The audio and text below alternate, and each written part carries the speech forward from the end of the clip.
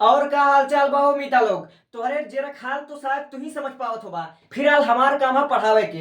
अगर आप लोग क्लास 12 में हो तो आपके क्लास 12 में जो संस्कृत है वह अकेला आपके बोर्ड एग्जाम में 14 नंबर का आता है। मेरे भाई 14 नंबर आपको मैं दिलवा कर ही रहूंगा, ये मेरी गारंटी है। अगर आप लोग ऐसे स्टूडेंट हो जिसको आज तक कभी संस्कृत पढ़ना नहीं आया, संस्कृत में अनुवाद करना नहीं आया, संदर्भ लिखना नहीं आया, तो मेरे भाई मैं आपको विश्वास दिलाता हूं इस वीडियो में गारंटी के साथ आपको समझा दूंगा। बशर्ते आप लोग वीडियो को स्किप करके मत देखना, वरना शायद आप लोग मिस हो जाओगे एक भी पार्ट से। और जिस तरह से मैं आपको पढ़ाऊंगा, समझ लीजिए कि आपका लेवल देखकर ही आपको पढ़ाऊंगा, आपका लेवल के हिसाब से मैं पढ़ाऊंगा। ठीक है, तो आप हम इसको सबसे पहले आपको एक अच्छे से समझाएंगे, उसके बाद आपको संदर्भ कैसे लिखा जाता है इसको बताएंगे, उसके बाद हम आपको नोट्स देंगे। ठीक है, नोट्स हम आपको अच्छे से प्रोवाइड कर देंगे। तो आप लोग इसको बिना देर किए शुरू कर देते हैं। देखो मेरे भाई, यह आपकी बोर्ड एग्जाम की दृष्टि से मोस्ट इंपॉर्टेंट, ऐसा कोई साल, ऐसा कोई सेट ना बना होगा जिसमें कि उल्लुक जातकम या फिर जातक कथा से कोई भी पैराग्राफ आया ना हो। और यह जब भी आता है आपके लिए 5 नंबर तो लेकर ही आता है मेरे भाई, गारंटी के साथ। तो शुरू करते हैं। देखो मेरे भाई, दिया हुआ है अतीते प्रथम कल्पे।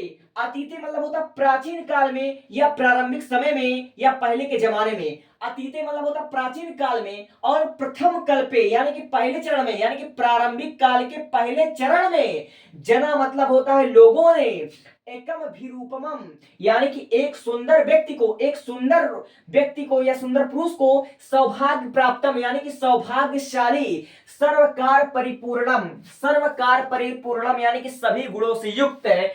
पुरुषम मतलब होता है पुरुष है, पुरुष को, और राजानाम कुर्वंत यानी कि राजा नियुक्त किया। यानी कि प्रारंभिक काल में, यानी कि प्रारंभिक काल में या फिर होता है पहले के जमाने में, प्रारंभिक काल के पहले चरण में लोगों ने एक सुंदर व्यक्ति को सौभाग्यशाली और सभी प्रकार के गुणों से युक्त, सभी प्रकार के गुणों से परिपूर्ण पुरुष को राजा नियुक्त किया। ठीक है, अब देखो, चतुष्पदा मतलब होता है जिसके 4 पैर हो उसको बोलते हैं चतुष्पदा, यानी कि चौपायों ने, यानी कि जानवरों ने। अपि मतलब होता भी, जानवरों ने भी। सन्निपथ, सन्निपथ मतलब होता है एकत्रित होकर। एकम सिंघम मतलब एक शेर को, एक बाघ को। अपि चतुष्पदा, अपि यानी कि जानवरों ने भी, सन्निपथ मतलब होता है एकत्रित होकर, एकम मतलब होता है एक, सिंह मतलब होता है शेर को। ठीक है, सिंह मतलब होता शेर को, राजा नाम कुरवंती मतलब राजा नियुक्त किया। जानवरों ने भी एकत्रित होकर एक राजा को नियुक्त किया।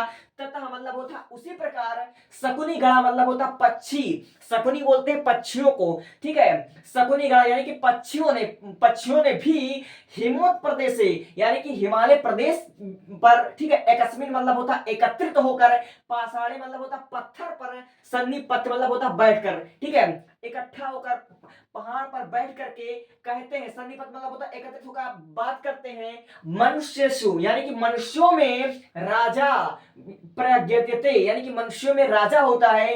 तथा मतलब होता तथा, चतुष्पद मतलब जानवरों, और चा मतलब होता जानवरों में भी।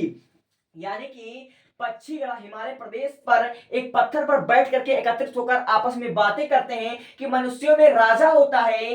तथा चतुष्पदों में भी, यानी कि मनुष्य में राजा होता है और जानवरों में भी। असमान मतलब होता है हमारे, पुनरंतरे मतलब होता बीच में, हमारे बीच में। राजा मतलब होता राजा, नास्ति मतलब नहीं है, यानी कि हमारे बीच में राजा नहीं है। वे लोग क्या करते हैं कि हिमालय प्रदेश के एक पत्थर पर बैठकर आपस में बातें करते हैं दूसरे से कि मनुष्यों में राजा होता है तथा जानवरों में भी होता है।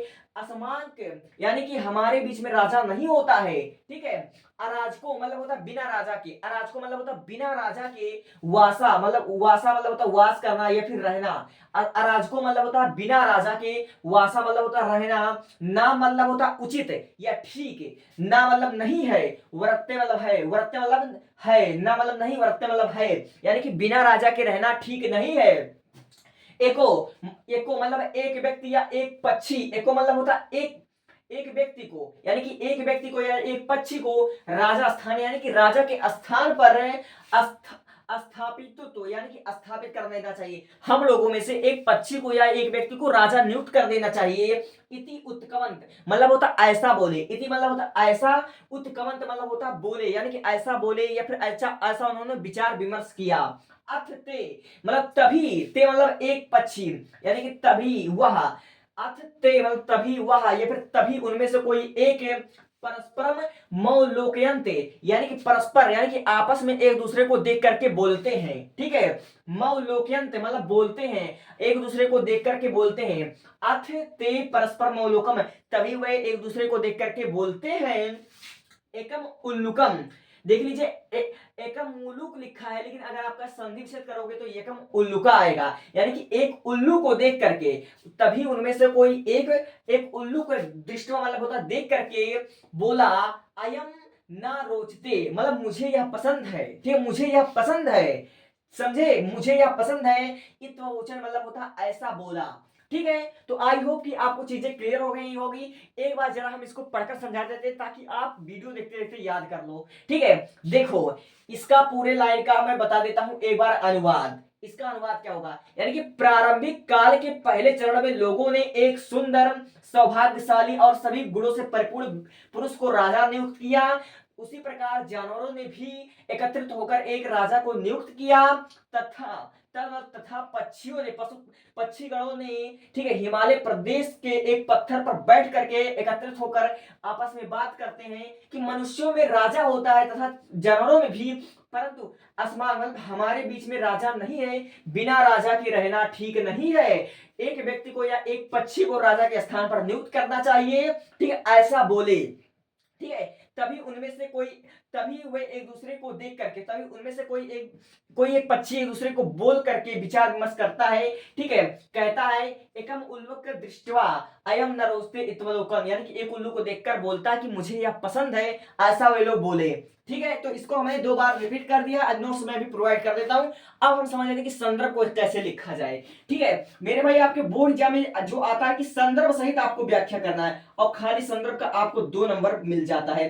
तो आप लोग संदर्भ कैसे लिखोगे, संदर्भ आपको कैसे लिखना है, सबसे पहली बात आपको बता देना चाहता हूं, ये जो पैराग्राफ है ये आपकी हिंदी के बुक में से लिया गया है, हिंदी की किताब से लिया गया हुआ, और हिंदी की किताब के गद्य खंड में से, संस्कृत खंड में से आपके लिया गया है। ठीक है, तो आप लोग लिखोगे, यह हमारा गद्य में से लिया गया है, लिखोगे आप लोग प्रस्तुत। ठीक है, यहां पर आप लोग लिखोगे प्रस्तुत गद्यांश। ठीक है, यह हमारा गद्य से ही लिया गया, यह हमारा गद्य का पाठ है, तो यहां पर लिखोगे प्रस्तुत गद्यांश हमारी पाठ्य पुस्तक हिंदी।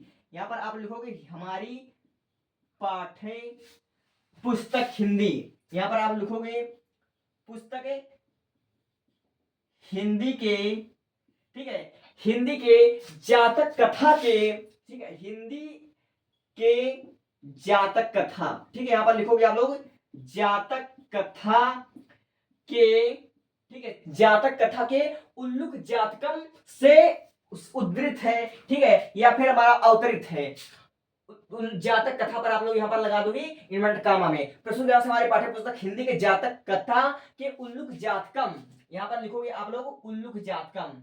ठीक है, उल्लुक जातकम से लिया गया है, या फिर से अवतरित है, से अवतरित है। ठीक है, से अवतरित है। अगर आप लोग इतना लिख लेते तो आपको 2 नंबर यहीं से मिल जाएगा आराम से। तो take a screenshot and move for next. ठीक है, इतना आप लोग स्क्रीनशॉट लीजिए, हम चलते हैं अगले पर।